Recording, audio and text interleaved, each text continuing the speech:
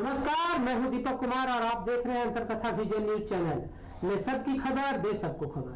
आज हमारे स्टूडियो में बरकट्ठा से चलकर आइलेक्स स्कूल के डायरेक्टर, प्रिंसिपल, आप कई नाम इनको दे सकते हैं, वो आप आज हमारे स्टूडियो में पहुंचे हैं। इनसे होगी मेरी रूबरू और कई सवाल। साथ में बरकट्ठा के रिपोर्टर शहबाज भी हमारे साथ में है और हम चाहेंगे कि बारी बारी से प्रश्नों का उत्तर मिले। सबसे पहले हम सर की ओर मुखातिब होंगे।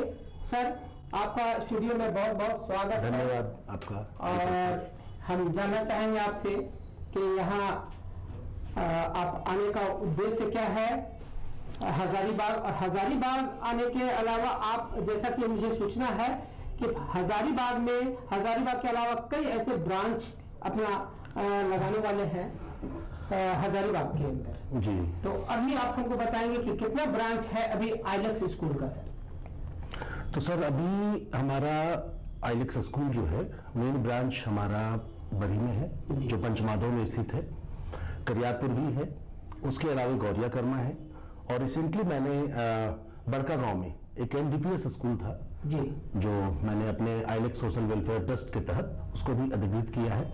वहाँ 600 बच्चे +2 तक हैं, तो मैं उसको वो किया हूँ रिसेंटली। और एक गिरिडीह में भी है जो वहाँ पे मैं नेक्स्ट ईयर वहाँ पे करने वाला हूँ। वो इसी बार प्लान था, लेकिन थोड़ा सा वहाँ कॉम्प्लिकेशंस ज़्यादा थे, तो नियर बाई मैं धीरे धीरे स्टेप लेकर के आगे बढ़ता हूँ। तो नज़दीक हमारे लिए बड़का गाँव था, तो सबसे पहले मैंने ये अभी 4 ब्रांच हमारे वर्क में है। आइलेक्स स्कूल के डायरेक्टर के जवानी सुने कि इनके पास धीरे धीरे पहले एक स्कूल था, फिर दूसरा, तीसरा और चौथा, और लगातार ये अपने क्षेत्र में कदम बढ़ा रहे हैं। हम एक बात बताने यहाँ भूल गए, हम बता रहे हैं आपको कि जब इससे पहले भी सर हमारे स्टूडियो में आए थे और जो इनकी बात थी और जो लोगों ने इनकी बात को सुना, तो कई लोगों ने स्टूडियो में फोन करके बताया कि सर का जो वक्तव्य है बहुत सुंदर है, बच्चों के प्रति जो इनका विचार है बहुत बढ़िया है, और यही वजह है कि 1 से 21 वाला जो आशीर्वाद मिलता है लोगों को, उस सर को लग गया है। क्योंकि पहले एक स्कूल था, अभी 4, और अब 5वां और 6ठा में भी जाएंगे। तो चूंकि विचार आदमी को कहीं से कहीं लेके चला जाता है, और यही विचार को रखने के लिए फिर से अपने स्टूडियो में सर को एक बार न्योता दिए हैं और स्टूडियो में बुलाया है सर को कि सर आपकी आवाज को, आपके भाषा को लोग बहुत सुनना पसंद करते हैं, आप मेरे स्टूडियो में आइए। और फिर हमारे बीच सर आए हैं, अभी इनका 5वां स्कूल है। सर की और एक सवाल हम आपसे पूछेंगे, फिर शहबाज से मुखातिब होंगे। हम जानना चाहेंगे कि जैसे आज के दौर मोबाइल का दौर है, स्कूल में बच्चे मोबाइल से पढ़ाई करते हैं, घर में आके पढ़ाई करते, स्कूल में तो सब लेके जाते हैं या नहीं जाते नहीं मालूम, लेकिन चूंकि नेट का जमाना है और लोग सारा कार्यक्रम नेट से करते हैं, आज के युग में मोबाइल बच्चों के लिए कितना जरूरी है, सही है या गलत? अच्छा, मोबाइल का प्रयोग सही तरीका से हो रहा है या गलत तरीका से? एक्चुअली सर, अगर मैं इसको आंसर देना चाहूँ जी, तो एक मैं आपको बताना चाहूंगा कि पॉइजन का मतलब क्या होता है, जहर जिसे हम कहते हैं। Excess of everything is poison. अगर आप खाना भी खा रहे हैं और अगर वो आप खाना ज्यादा खा लिए, दैट इज पॉइजन। तो कोई भी चीज को आप excess of everything is bad. ज्यादा नींबू गाड़ने से तीता होता है, कहावत है। मोबाइल अगर आप एक प्रॉपर वे में यूज कर रहे हैं, जैसे मैं स्टूडेंट के लिए हूं तो स्टूडेंट की बात मैं करता हूं। हमारा सिस्टम जो है वो ऐसा है कि जैसे ही बच्चे स्कूल आए, अगर वो एब्सेंट है, अनुपस्थित हैं, उनका बच्चा अगर मान लीजिए उनके पेरेंट्स मुंबई में भी हैं, तो हम लोग क्या करते हैं, उनके मोबाइल में एसएमएस करते हैं। एसएमएस जाता है, व्हाट्सएप पे एसएमएस जाता है, तो वो एक फायदा होगा, उनको तुरंत मिल गया, मैसेज मिल गया कि वो हमारा बच्चा अनुपस्थित है। ऐसे ही एक बार क्या हुआ कि हमने मैसेज किया और पेरेंट्स को मिल गया कि अनुपस्थित है। वो घर में कॉल करके पूछे कि बच्चा आज क्यों नहीं गया, तो उनकी मैडम ने बोला कि बच्चा तो चला गया है घर। फिर वो मेरे को कॉल करके बोले कि बच्चा तो आया है सर, फिर बच्चा है कहां मेरा, आप मैसेज भेजे कि नहीं, तो नहीं है। तो मैंने तुरंत, मैं भी परेशान हो गया, भाई चेक करो, दोबारा अटेंडेंस चेक करो। अटेंडेंस हमने चेक किया तो अटेंडेंस नहीं था। फिर मैंने बोला नहीं भाई साहब, आपका बच्चा नहीं आया है। फिर वो दोबारा घर कॉल करके पूछे कि बच्चा गया है कि नहीं। फिर घर से कॉल आया उनका कि नहीं, बच्चा तो चला गया है। फिर वो मेरे को बोले कि बच्चा तो सर आया है, आप कहीं कुछ गड़बड़ है। मैंने कहा एक बार और थोड़ा सा मुझे 5 मिनट का और वक्त दें, मैं देखता हूं। तुरंत मैंने सीसीटीवी वगैरह खंगालना शुरू किया, मैंने देखा कहीं कोई एंट्री नहीं है। फिर हमारा थर्ड क्या होता है कि जो वैन या बस आती है उसमें अटेंडेंस बनता है। जी जी, बहुत बढ़िया बात है। हाँ, तो अटेंडेंस मैंने तुरंत वो अटेंडेंस रजिस्टर मंगवाया कि अटेंडेंस बच्चा का बना है कि नहीं। तो तुरंत मुझे पता चला कि उस बच्चे का अटेंडेंस बना ही नहीं है, घर से वो पिक हुआ ही नहीं है। मैंने स्पष्ट उनको बोला, भाई साहब अब आप ना घर में बात करो बढ़िया से, बच्चा आपका घर में चढ़ा ही नहीं, तो मैं कहां से आपको दूंगा जवाब। क्या करते हैं सर? जी जी, मेरा ये है, टेक्नोलॉजी की बात मैं कर रहा हूं, मोबाइल की। तो फिर वो जब वो घर कॉल किया तो बोला अपनी वाइफ को, बाद में आए तो मेरे से बात किए, उन्होंने फोन करके पूछा कि मेरे को बताओ कि बच्चा का वो चढ़ा ही नहीं, मेरे को यहां तक मालूम है, तो बच्चा गया कहां। लास्ट में वो कहती है कि आज बच्चा नहीं गया है। तो उन्होंने कहा कि फिर वो बाद में आए तो बोले वो उनके बारे में कि क्या कहें। मैंने कहा मत बोलिए, मेरे को होता है ऐसा, बस मेरे को ये बताइए कि उन्होंने झूठ क्यों कहा।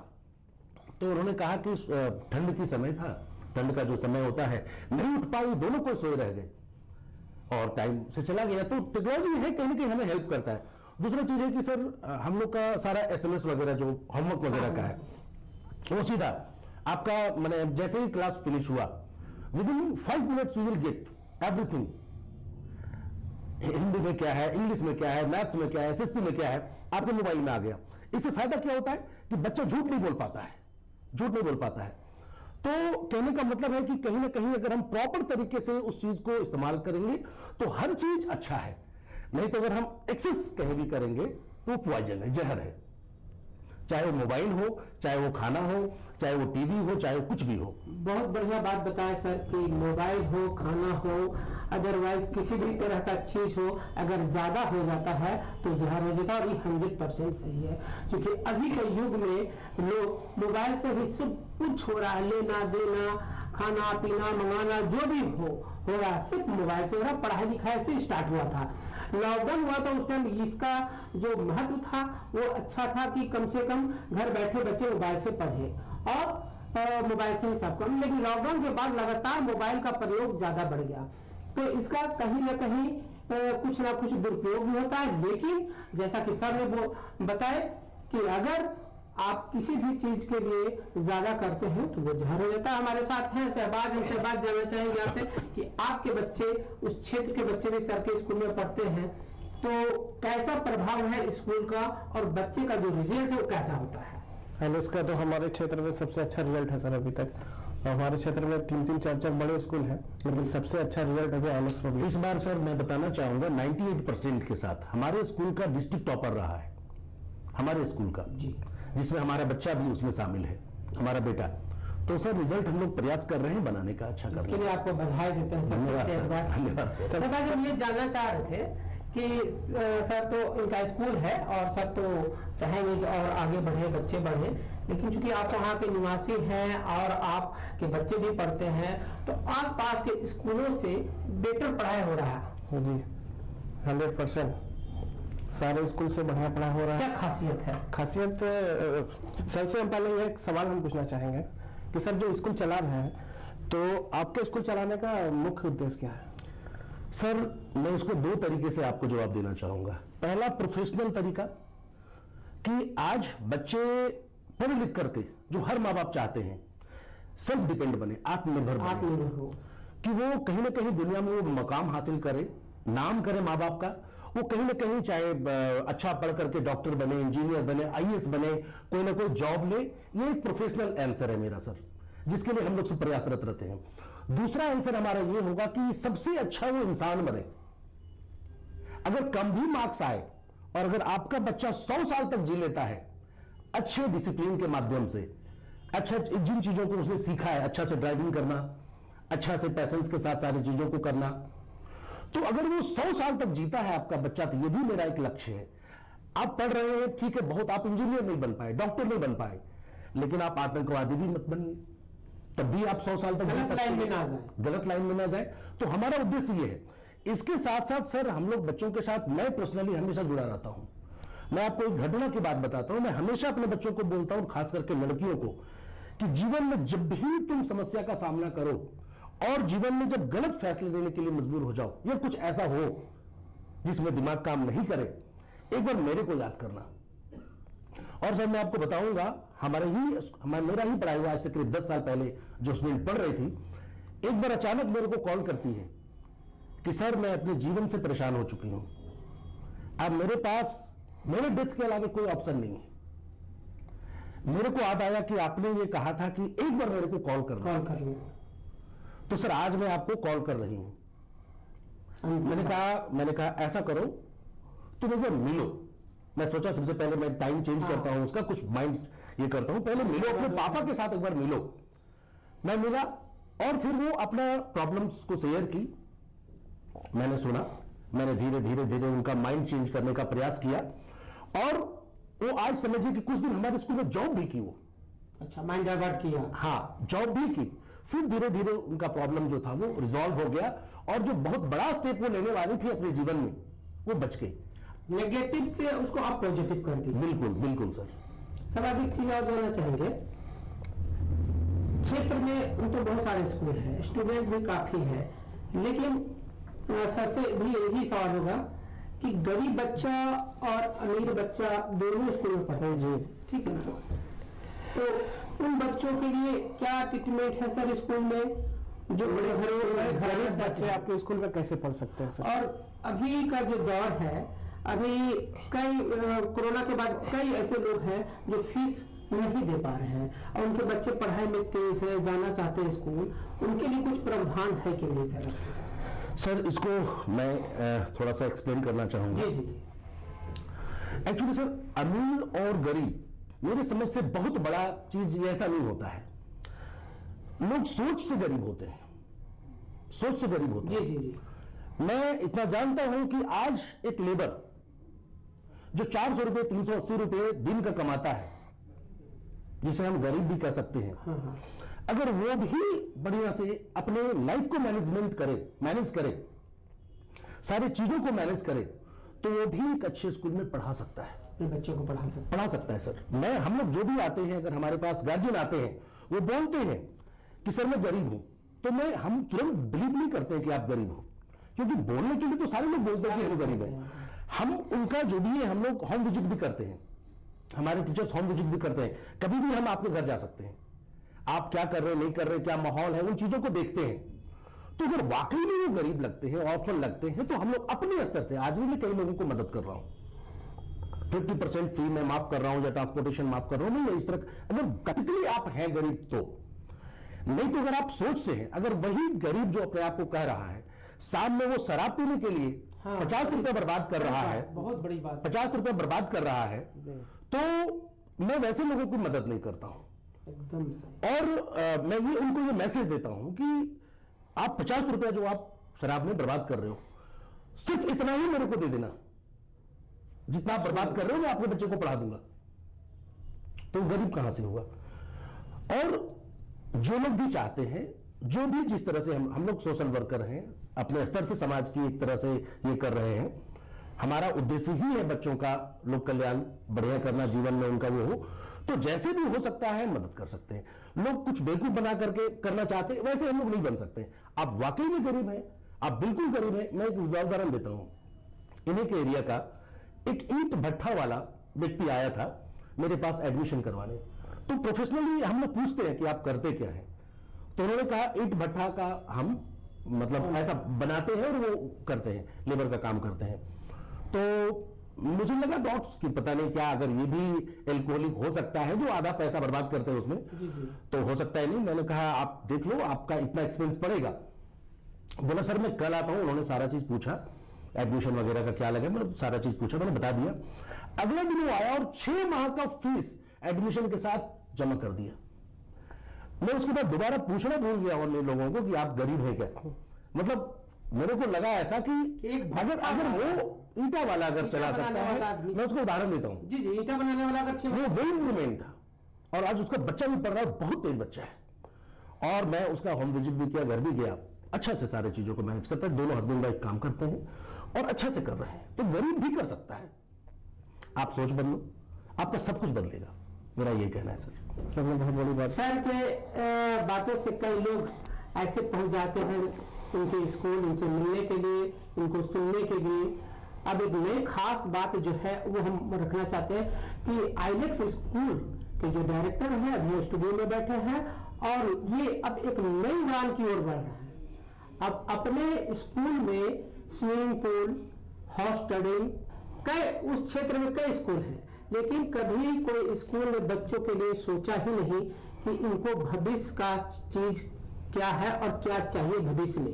तो सर ने बहुत ही तरीके से ये जानते हैं, क्योंकि चौपारण, बड़ी बरकट्ठा और हजारीबाग ही नहीं, झारखंड के कई जिले में बच्चे डोभा में डूब कर मर गए। कई ऐसे घटना हुआ जहां जो बच्चे तैरना नहीं जानते और फंस जाते हैं। ऐसे में सर का दिमाग में ये बात आया और इन्होंने अपने स्कूल में स्विमिंग पूल का निर्माण करवाया है। अब बच्चों को वहां ट्रेनिंग देंगे, स्विमिंग पूल का, हॉर्स राइडिंग का भी देंगे ट्रेनिंग। क्योंकि अब हम लोग यहाँ से निकल के, जब बच्चे हजारीबाग से निकल के बाहर जाते हैं तो वहां दूसरे बच्चे का मुंह देखते हैं कि ये इतना तेज क्यों। तो ये बड़े स्कूलों को फॉलो करते हुए अब अपने हजारीबाग में अब 4 स्कूलों में इस तरह का ट्रेनिंग मिले। सर कितना सच है ये बात? हॉर्स राइडिंग मैंने स्टार्ट कर दिया है, मैं 3 घोड़ों को लाया हूं जी। और ताकि बच्चे और हम सभी मेंटली और फिजिकली फिट हो, हर तरह से फिट हो। वो काफी करेजियस डेयर डेविल जिसे हम कह सकते हैं, हॉर्स राइडिंग है ये चीज, काफी आपको कंसंट्रेट करने के लिए और जो एनिमल्स हैं उनके साथ लव करने के लिए, ताकि वो प्रेम प्यार भी रहे। तो इसके लिए मैंने हॉर्स राइडिंग शुरू कर दिया है। स्विमिंग पूल, आर्चरी का और ये शूटिंग का, ये मैं तीनों व्यवस्था कर रहा हूं। ये तीनों मेरा कंस्ट्रक्शन में चल रहा है। और आपने बिल्कुल सही कहा सर, हमारे एरिया में अभी कितने लोग इस तरह का जो हादसा का शिकार हो जाते हैं। तो मैं इतना आपको बताता हूं और सारे जो भी सुनने वाले हैं कि हमारा स्विमिंग पूल भी बनेगा और वो कंस्ट्रक्शन में है। और हम सारे बच्चों को ये life skill, life saving skill जो है, ये सारे बच्चों को मैं दूंगा और प्रॉपर वे में दूंगा। अभी गुजरात में जो हादसा हुआ, जो पुल टूट गया और सारे लोग उसमें, बहुत सारे बच्चे और महिला, तो कम से कम जीवन में एजुकेशन का मतलब ही है जो मेरे को हेल्प करे। जीवन लाइफ सर एजुकेशन के साथ उनको आप बिजनेस और कई तरह के मतलब विचार से जोड़ रहे हैं, कई तरह के चीज को उनको सिखा रहे हैं कि अगर मान एजुकेशन में पास नहीं हुआ था, अगर एजुकेशन कुछ नहीं कर सका तो एक बढ़िया सा तैराक बन सकता है, घुड़सवार बन सकता है, एक आचार्य का जो ट्रेनिंग देंगे तीरंदाज बन सकता है। अभी कितने लोग गोल्ड मेडल लेके आए हैं, निशांची लोग, है ना, उसका भी आप ट्रेनिंग देंगे। तो एक बहुत बड़ी उपलब्धि है कि एक ही साइड में जाके आप चारों दिशा में काम कर रहे हैं। कैसा लग रहा है आपको सर? मैं इस पर एक चीज बोलूंगा। क्लास में 40 स्टूडेंट होते हैं, 35 या 40 स्टूडेंट होते हैं सर। इसमें देखा जाए तो कोई कमजोर नहीं, सभी अपने अपने क्षेत्र में महान है। पेरेंट्स को थोड़ा सा सोचना होगा। वो चाहते हैं कि सब नंबर 1 पे रहे, सब बस पढ़ाई में ही आगे रहे। मैं एक चीज बताऊं, लोग कहते हैं मेरा बच्चा कमजोर है। कभी अपने बच्चे को आप कमजोर मत कहिए। मैं आपको एक चीज बता रहा हूं सर, 1 से 10 नंबर तक का बच्चा मैथ्स में 100 में 100 ला सकता है, इंग्लिश में 95 ला सकता है, ये कर सकता है। लेकिन सबसे पीछे वाला बच्चा जितना तेज से दौड़ सकता है, वो 1 से 10 तक वाला बच्चा नहीं दौड़ सकता है। तो जो 1 से 10 तक का बच्चा है वो दौड़ने में वीक है, ये थोड़ा पढ़ने में वीक है। बीच वाले बच्चे हैं, मान लीजिए 20 से लेकर के 30 तक का, वो आर्चरी में हो सकते हैं, हॉर्स राइडिंग में हो सकते हैं। तो सर 4 प्रकार के अगर हैं, 40 बच्चे मैं मान के चलता हूं, 1 से 10 नंबर तक के पढ़ाई में आगे हैं, 20 से 30 तक थोड़ा मीडियम है। वो मान लीजिए कि जो 1 से 10 नवंबर तक के आईएएस बनेंगे, इंजीनियर, डॉक्टर बनेंगे, तो बीच वाले क्लर्क बनेंगे, बीच वाले थर्ड वाले, और आर्मी वगैरह और सब जगह हम ये नहीं कहते हैं कि आर्मी में ही थर्ड रैंक के जाते हैं, ऊपर जो सबसे बड़ा पद होता है ऊपर वाले भी जाते हैं, तो वो भी। और स्पोर्ट्स में सर, आज स्पोर्ट्स में हमारा कंट्री कितना पीछे है। हकीकत ये है कि कोई बच्चे कमजोर नहीं होते हैं, ये लोगों का सोच है। ट्रेनिंग बहुत बड़ी बात है सर। बिल्कुल, ट्रेनिंग में ही लोग समझ में आ जाता है कि हमको जाना किस दिशा में। जैसे स्कूल में सिर्फ पढ़ाई से बच्चे भी थक जाते हैं। और आपका जो कॉन्सेप्ट है, नया कॉन्सेप्ट लेकर जो आए हैं, उससे लग रहा कि क्षेत्र में जनता ही, गार्जियन ही नहीं, लोग जो बच्चे हैं वे भी अपने गार्जियन से कहेंगे कि हम आइलेक्स में पढ़ेंगे। क्योंकि अगर इस तरह का आप गार्जियन भी चाहेंगे कि अगर हमारे बच्चे को सारी सुविधा स्कूल के टाइम से ही मिल रहा है तो बड़ी बात है। क्योंकि कभी सैनिक स्कूल में हुआ करता था, हजारीबाग में भी का स्कूल खुला और इस तरह का ट्रेनिंग की बात की और वो ट्रेनिंग नहीं मिल सका। कुछ दिन मिला फिर बंद हो गया। लेकिन जब आप शुरुआत कर रहे हैं तो हमको लगता है यहाँ के लोग जो नागरिक है, यहाँ पे जो जनता है, उनको लग रहा है कि ऐसा क्षेत्र में पहला स्कूल होगा और अपने बच्चों को यहाँ एडमिशन कराना चाहिए। हम लोग सर सेवा के लिए हमेशा तैयार रहते हैं सर। सुना जाता है कि आपके स्कूल का सिस्टम बहुत अच्छा है, तो ऐसे बच्चों को आप कैसे तेज करते हो जो सर मतलब काफी कमजोर है? जैसे अभी जी बात कर जी रहे हैं। चलिए सर, मैं पढ़ाई को लेकर के जी जी जी देखिए सर, सबसे पहले ये होता है कि मैंने अभी पहले ही बोला कि कमजोर हम लोगों की मन की अवधारणा है। तो अगर माता पिता कहते हैं कि मेरे बच्चे को आपको पढ़ाई में तेज करनी है, ठीक है, तो सबसे पहले मैं उनसे ये सवाल करता हूं कि कमजोर हुआ कैसे, मेरे को आप ये बताइए। दो चीज होता है सर, कोई भी बच्चा अगर है तो अगर घर से कोई स्कूल में गया है तो उस समय जितना बच्चे की जिम्मेवारी थी, टीचर की जिम्मेवारी थी, उतनी पेरेंट्स की भी जिम्मेवारी होती है। हम कहीं ना कहीं बच्चे को एक चीज मिस करवाते हैं, ऑबिडियंसी। अगर घर में वो बच्चे जो अपनी पेरेंट्स की बात नहीं सुनते हैं, खास करके अंडर 10th, वो अगर अपनी पेरेंट्स को डिसोबे करना शुरू कर देते हैं तो स्कूल में भी जाके डिसोबे करते हैं। तो सबसे पहला चीज क्या होता है कि हम पेरेंट्स से मिलते हैं कि भाई अगर वो आपकी बात नहीं सुन रहा है तो क्यों नहीं सुन रहा, आप ये बताओ। कहीं ना कहीं वो आपको डोमिनेट करने का प्रयास किया है और कोई भी चीज आप करते हो तो वो नहीं सुनता है। तो ऐसे बच्चों को अगर वो आते हैं तो वो कहते हैं सर पढ़ाई में अच्छा करना है, तो मैं क्या करता हूं सर, मैं आपको बताता हूं। अभी मेरा मोबाइल जो चार्ज में लगा हुआ है उसमें एक आईसीयू है, आईसीयू ग्रुप है, इंटेंसिव केयर यूनिट। अगर सर आप एकदम रिजिड होकर के मेरे को फोन किए कि सर मैं अपने बच्चे से परेशान हूं, ये बिल्कुल नहीं पड़ता है, आपने जो रूटीन दिया है, हमारा सर रूटीन भी है, 24 आवर्स का रूटीन है, आपने जो रूटीन दिया है वो सर वो एक रूटीन भी फॉलो नहीं कर रहा है। हम 3 रूटीन देते हैं, सुबह 4 बजे से लेकर के 6:30 बजे तक पढ़ने का, दोपहर में हमारा सर 2:30 बजे से जैसे छुट्टी होती है, खाना पीना खा के रेस्ट करने के बाद 2:30 से आपका 4:30 तक, क्योंकि शाम जल्दी हो जाती है अभी, तो समय के अनुसार से बदलता है रूटीन। फिर शाम में आपका 6 से लेकर के 8:30 9 तक का। और मैंने गार्जियंस को सीधा बोला है कि अगर आप पहला रूटीन एक रूटीन आप फॉलो करते हैं तो आपका बच्चा 40-50% से ज्यादा मार्क्स नहीं ला सकता है। 2 रूटीन फॉलो करता है आपका बच्चा तो 60-70-80% तक जाएगा। 3 रूटीन फॉलो करता है आपका बच्चा तो आपका 90-80-90 में जाएगा। और 3 रूटीन के साथ साथ मनन भी करता है, कॉन्क्रीट थिंकिंग भी करता है, रिफ्लेक्सिव थिंकिंग भी करता है, तो आपका बच्चा 95% से भी एबव जाएगा। जब वो मेहनत करेगा तभी हो पाएगा। तब सर जब इस तरह से कॉल आता है मेरे पास कि मेरा बच्चा बिल्कुल नहीं सुनता है, तुरंत हमारे टीचर्स उसमें वो कॉल रिकॉर्ड भेजते हैं और ये हम लोग मीटिंग में डिस्कशन करते हैं कि इस बच्चे को आईसीयू में डाला जाए। आईसीयू जो ग्रुप है, अब आईसीयू ग्रुप का मतलब है कि अब उसको रूटीन हम लोग जहां भी है उस जगह से फॉलो करवाएंगे।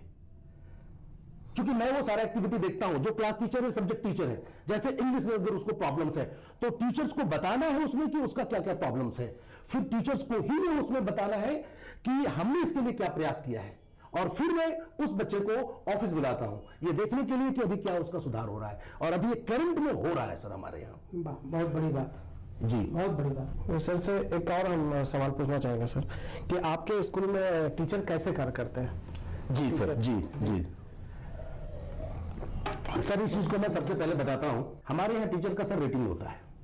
जितने भी हमारे टीचर्स हैं सर, मैं जैसे ही स्टार्ट होता है सेशन मैं 100 पॉइंट्स देता हूं, 100 पॉइंट्स। अब आप साल भर में आपको पॉइंट्स अर्न करने हैं। अगर आप कॉपी चेक करते वक्त गलत चेक किए तो हमारे यहां सर ऊपर में आप समझिए कि क्वालिटी इंचार्ज होते हैं। वो क्वालिटी इंचार्ज जैसे आप कॉपी चेक किए हैं वैसे वो कॉपी क्वालिटी इंचार्ज जाकर के तुरंत चेक करेंगे कि आपने गलत किया है कि सही किया है चेक। अच्छा, उनके ऊपर भी एक टीचर, उनके ऊपर भी है, उनके ऊपर भी एक मॉनिटरिंग करने के लिए। अच्छा, मॉनिटरिंग कमेटी है। हाँ, मतलब ऊपर में सारा चीज मेरे व्यू में आता है, जो भी हो रहा है सर वो सारा चीज हमारे व्यू में आता है टोटल। तो जैसे ही टीचर कोई गलती करेंगे, एक फीडबैक ग्रुप है, फीडबैक ग्रुप में वो आ जाएगा कि टीचर्स ने ऐसे साइन किया है। मतलब मार्केट में प्रोडक्ट को भेजने से पहले हम क्वालिटी चेक कर लेते हैं। तो सबसे पहला ये होता है कि अगर उन्होंने कुछ गलत किया तो तुरंत उनका पॉइंट घट जाता है, पॉइंट घट जाता है। दूसरा चीज क्या है सर कि अगर आप अच्छा कर रहे हैं, बच्चे को आप प्रोत्साहित कर रहे हैं, घर जाकर के विजिट कर रहे हैं, आप फोन कॉल कर रहे हैं। आज मान लीजिए कोई बच्चा एब्सेंट है, आप घर से फोन करिए कि क्या प्रॉब्लम था। अगर बच्चा कोई होमवर्क नहीं कंप्लीट किया है, मैसेज के साथ साथ आप गार्जियंस को फोन करिए, आप घर जाकर के विजिट करिए। आपको जो इच्छा करता है बच्चे के भलाई के लिए वो आप करिए, आपका पॉइंट बढ़ेगा। और जितना पॉइंट बढ़ेगा सर आपका, मान लीजिए कि आपका 200 पॉइंट हो गया तो सर इस साल जितना सैलरी है आपका मंथली, मैं जस्ट डबल करूंगा आपका। और दूसरा चीज सर मैं इसमें बताता हूं, इसमें नीचे भी आते हैं लोग, मान लीजिए कॉपी चेक कर रहे हैं, कहीं कहीं तो गलती ह्यूमन एरर सर होता है, गलती हुआ या आप टाइम से नहीं आए, हमारे यहां सर जो कट ऑफ टाइम है उसके बाद आपका अटेंडेंस नहीं बनता है, तो उसमें भी पॉइंट घट जाते हैं सारे टीचर्स के। तो कोई भी चीज को जो हम लोग मॉनिटरिंग कर रहे हैं, अगर आप अच्छा कर रहे हैं तो पॉइंट बढ़ेगा, अगर आप खराब कर रहे हैं तो पॉइंट नीचे जाएगा, और फिर आपका जो बैलेंस बचेगा, मान लीजिए कि 120 आपका बचा, तो 20% सैलरी आपका नेक्स्ट ईयर बढ़ेगा, बढ़ जाएगा। और अगर आपका 90 हो गया तो 10% सैलरी घटेगा। हमारे यहां सर ऐसा नहीं है कि आप 10 साल से काम कर रहे हैं तो आप सबसे वरिष्ठ हैं, मैं आपको असिस्टेंट प्रिंसिपल बना दूंगा, नहीं सर, आपका परफॉर्मेंस होना चाहिए, आपका परफॉर्मेंस होना चाहिए, सारा चीज होना चाहिए। दूसरा चीज सर, अभी जो हमारे स्कूल का सर लैंग्वेज है, मैं आपको प्रैक्टिकली बताता हूं, मैं आपको बोल रहा हूं, आप कोई भी कोने में जाकर के सुन लें, कहीं से भी कान लगा के सुन लें, अगर एक टीचर एक्सेप्ट हिंदी पीरियड अगर गलती से भी आपस में बातचीत करते हुए अगर हिंदी लैंग्वेज यूज कर दिया तो एक दिन का सैलरी कट जाता है सर। बच्चों की मैं बात बताता हूं आपको, अगर बच्चे एक्सेप्ट हिंदी पीरियड अगर मान लीजिए कि हिंदी यूज कर लिए, तो वो गलत यूज करें नो मैटर, हम लोग से डिसिप्लिन मेंटेन करवाने के लिए भी ये चीज करते हैं, ताकि बच्चों को आप फ्री छोड़ दें तो हिंदी में खूब हल्ला करेंगे क्लास में, जिस समय मान लीजिए कि टीचर आने वाले हैं, तो जब इंग्लिश में बात करनी होती, मॉनिटरिंग होता है, नाम लिखा जाता है, तो वो लोग शांति से बैठे रहते हैं, बढ़िया से बात करते हैं, और वो लर्निंग पीरियड में तब भी रहते हैं। तो इस तरह से हमारा वर्क करता है सर सारा सिस्टम। एक आखिरी सवाल है सर, एक सफल बच्चे की परिभाषा क्या है सर?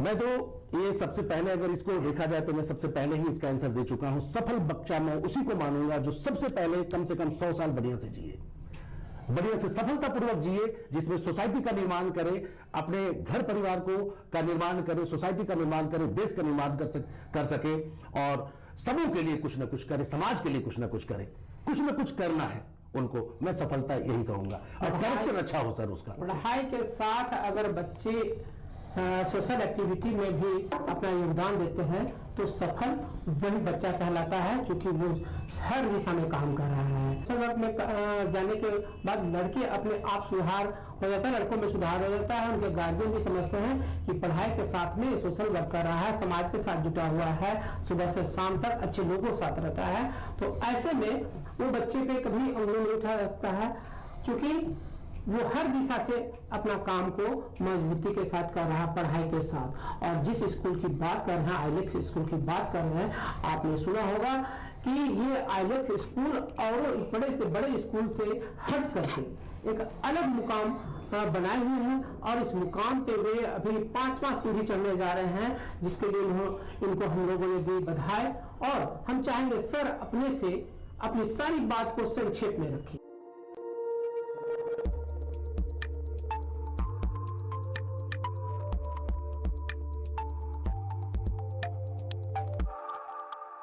मेरा एक नया ब्रांच जनवरी से ही बड़का गांव में खुलने जा रहा है, जो ऑलरेडी एनडीपीएस स्कूल था, वहां करीब 600 बच्चे 10+2 तक हैं।